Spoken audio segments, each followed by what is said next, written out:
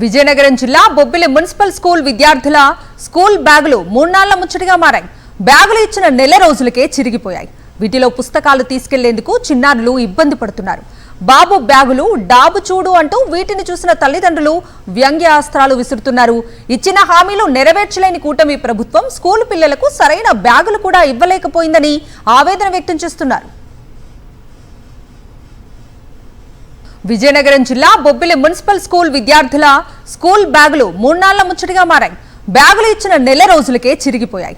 వీటిలో పుస్తకాలు తీసుకెళ్లేందుకు చిన్నారులు ఇబ్బంది పడుతున్నారు. బాబు బ్యాగులు డాబు చూడు అంటూ వీటిని చూసిన తల్లిదండ్రులు వ్యంగ్యాస్త్రాలు విసురుతున్నారు. ఇచ్చిన హామీలు నెరవేర్చలేని కూటమి ప్రభుత్వం స్కూల్ పిల్లలకు సరైన బ్యాగులు కూడా ఇవ్వలేకపోయిందని ఆవేదన వ్యక్తం చేస్తున్నారు.